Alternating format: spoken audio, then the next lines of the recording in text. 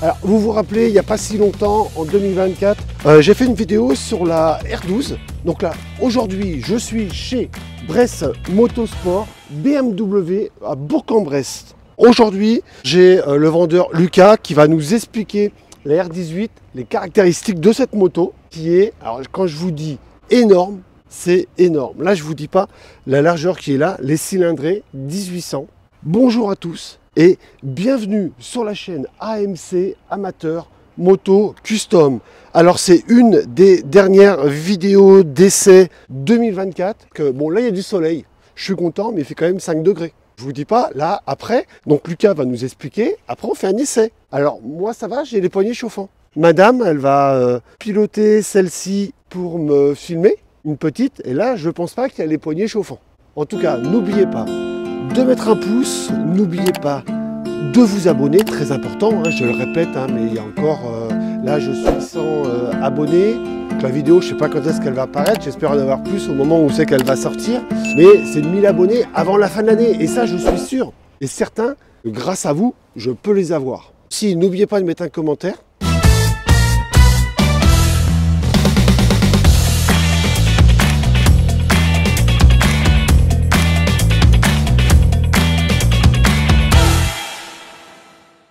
Je suis avec Lucas chez BMW Bress Motorsport à Bourg-en-Bresse. Alors il va nous expliquer cette belle R18 qui est juste là. Donc je vais faire un essai juste après que Lucas nous présente cette moto. Et après moi je vous dirai mon ressenti en tout cas sur cette moto. Déjà les modèles peut-être. Modèle, donc il y a R18 Bagger, R18 Transcontinental, R18 classique et R18 First Edition. 5 déclinaisons de la R18. Au niveau du tarif, on commence aux alentours. On commence de 23 et ça va jusqu'à 32. Je suppose, avec quand même beaucoup d'accessoires. On peut la customiser à son goût. Je pense que un BMW doit avoir un accessoire qui est assez important pour pouvoir la customiser un petit peu. On peut la faire à son goût, quoi. Voilà. Donc ça c'est pas mal. J'ai vu aussi qu'il y avait plusieurs coloris peut-être. Coloris bien sûr, il y en a plusieurs. Il y a bon, la noire c'est ce qu'on voit basique, partout. Après, la classique elle est en blanche avec le liseré. Doré.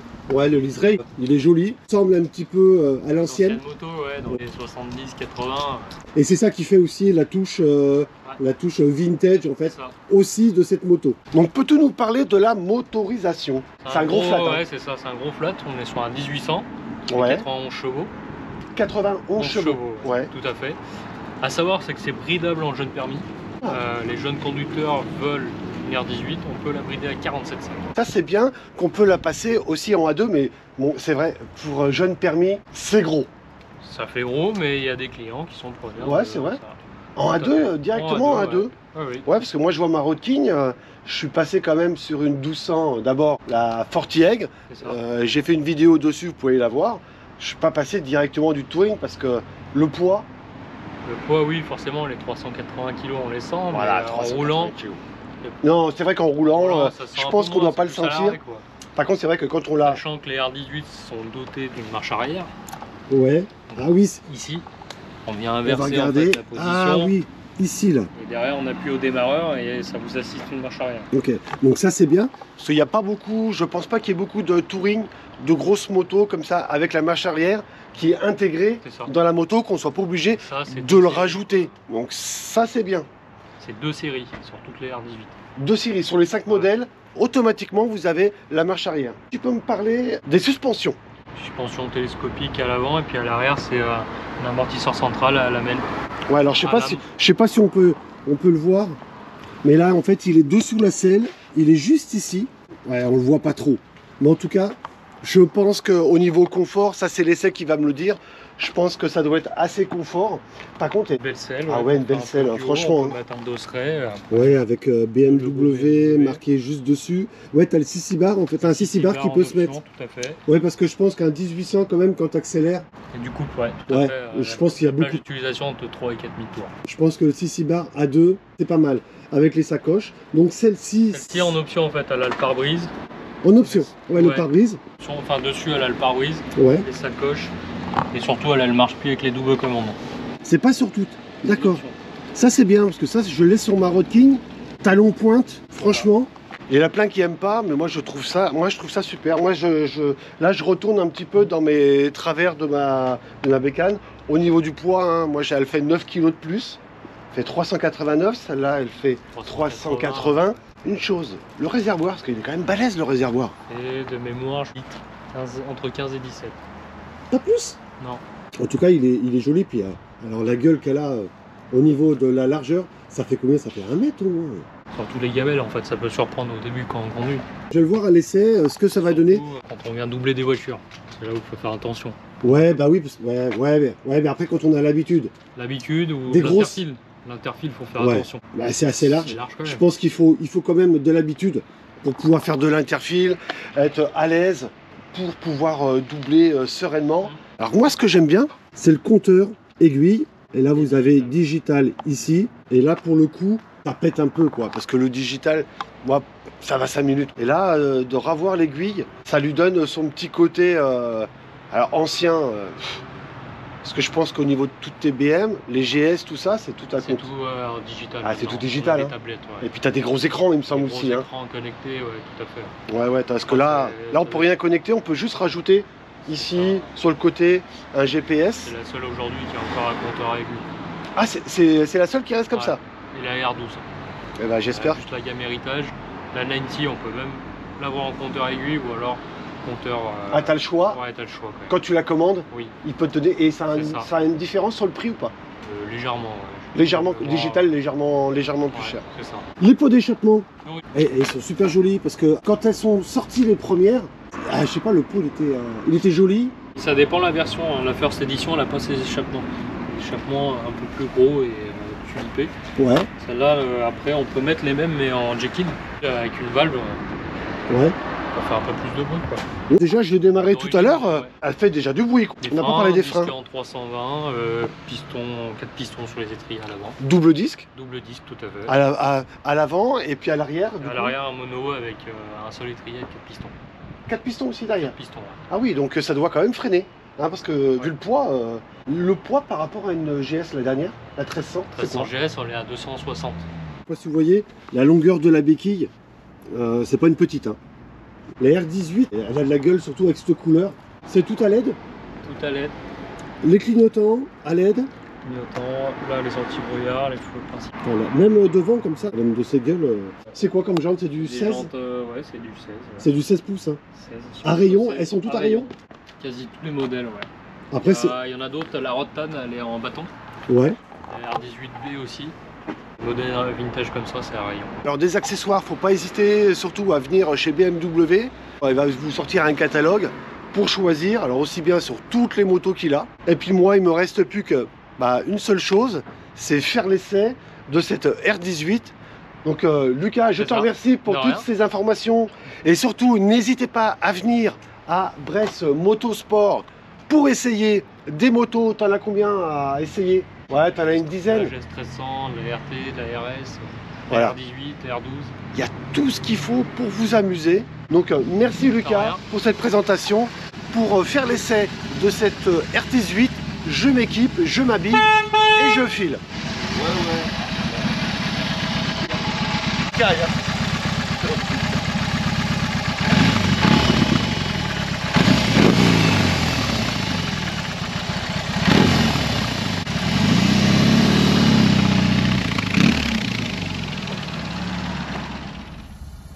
Allez, c'est parti pour un essai de cette R18.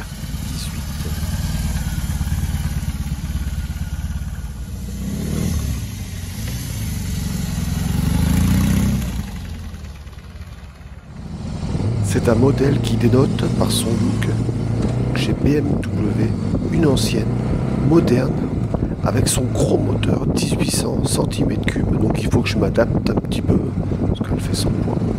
150 Nm, 91 chevaux, il lui faut du couple. C'est un mode custom, style ancien. L'esthétique est bien travaillée et très bien finie, avec du cardan en apparent, du chrome et surtout personnalisable, ce qui est très important pour un custom, et j'adore cette moto. Elle a un son magnifique aussi. Sur la position de conduite, comme vous voyez, moi je fais 1m78, je suis très bien installé, les bras pas trop vers le devant, j'ai le dos droit, quand je m'arrête, j'ai les pieds à plat par terre, donc je vous montre une photo aussi de madame, c'est pareil. Madame n'a pas voulu l'essayer à cause du poids, tout simplement. C'est une moto lourde qu'on ne ressent pas du tout en roulant. Alors, Lucas, il nous a pas dit, on a 3 modes de conduite. Le mode rock, c'est un mode plus sportif avec la totalité de la puissance. Nous avons le roll, c'est roulement cool principalement sur autoroute. Et vous avez aussi le mode pluie, tout en douceur et sécurisant. Alors, la position des jambes, j'avais une petite appréhension. Parce que comparé à Marley où j'ai mes jambes vraiment devant, là c'est pas du tout. Là vous avez vu ma position de conduite que j'ai et je me suis vite adapté. Alors pour le poids, j'ai l'habitude avec ma Road King. Les rapports se passent très bien. J'ai la réactivité du moteur qui est souple, qui accélère très bien. J'aime ce flat 1800 cm3. Alors le mode rock est très bien. Ça accélère très bien, c'est très plaisant, j'adore. J'aime le look de cette moto qui est pour moi est vraiment la base du custom. Le cardan apparent est très sympa et très joli. J'aime d'ailleurs cette conception moto type custom. Alors j'adore son flat et le système de cardan apparent, c'est pour moi ce qui fait la singularité de cette moto. Je rappelle les points clés, c'est le plus gros moteur boxer BMW de l'histoire avec une cylindrée de 18 cm3, puissance 91 chevaux. Vous avez un couple maximum de 158 Nm à 3000 tours minute et plus de 150 Nm de couple disponible à tout moment entre 2000 et 4000 tours minute. Comme je viens de vous le dire, la transmission, c'est embrayage monodisque à sec, 6 rapports à commande par Crabo dans un carter de boîte de vitesse séparée, cadre en acier, double berceau avec entretoise vissée. Alors pour la consommation de ce que j'ai fait, en tout cas, on est inférieur à 6 litres au 100 en mode balade tranquille. Et quand on accélère à un rythme un peu plus poussé, on est aux alentours des 8 litres au 100. Ce qui est pas mal. Concernant la visibilité du cadran, moi, ça me va très bien. En tout cas, c'est un petit peu comme la Road King, sauf que là, il est un peu plus sur le devant, donc on a juste à baisser un petit peu la tête et on voit mieux. Le digital et l'aiguille vont très bien ensemble. Alors le frein arrière est très efficace, le frein avant dans les standards d'un custom, mais pour moi, en tout cas, ça me va très bien. En tout cas, c'est une moto très rassurante. Bon, forcément, quand vous êtes dans les virages, quand vous penchez, vous frottez, mais ce qui est un peu normal, je crois que l'angle doit être à 32%, donc ça reste un custom, c'est pas une sportive. En tout cas, j'adore son look, j'adore cette moto, typée custom. Moi, je trouve rien à redire dessus, aussi bien sur la transmission, aussi bien sur l'amortissement, sur le freinage.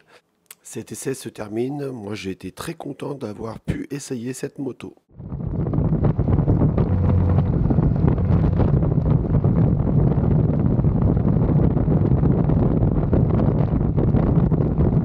Lucas m'a passé, c'est la R18 classique. Alors, elle a les sacoches. Je ne sais pas si vous avez vu là, les sangles. En fait, la finition avec marqué BMW, qui est très jolie. Là, c'est pareil. La finition de l'ensemble, le flat. C'est très bien fini. Sur le siège, vous avez marqué BMW avec la bulle qui protège énormément bien parce que je vous dis pas, il fait 5 degrés. Là, il y a du soleil, mais il fait quand même 5 degrés aujourd'hui. Donc, on se les pèle. Donc là, on est parti finir cet essai de cette jolie R18. Allez aussi à la concession de BMW Bourg-en-Bresse. Vous demandez Lucas pour essayer. Alors, il a plusieurs motos. Il y a des GS principalement. Il y a la R18, il y a d'autres modèles aussi, ils sont ouverts. N'hésitez pas à aller à Brest Motosport BMW pour essayer cette R18. Il y a la R12, alors j'ai fait un film cette année sur la R12. Allez la voir, je vais vous mettre un lien, je vais vous mettre l'adresse en bas de Brest Motosport BMW Bourg-en-Bresse. Je vous remercie en tout cas d'avoir regardé toutes mes vidéos sur cette année 2024. N'hésitez pas à me mettre un commentaire sur la moto que vous aimeriez que j'essaye, qui reste dans le néo-rétro, vintage, custom, en sachant qu'il y a aussi en 2025 des festivals où je vais filmer. J'espère faire des road trips aussi en 2025. Prenez soin de vous et passez un excellent mois de décembre et surtout passez de très belles fêtes de fin d'année. Amusez-vous bien, attention à l'alcool, modérément et surtout amusez-vous.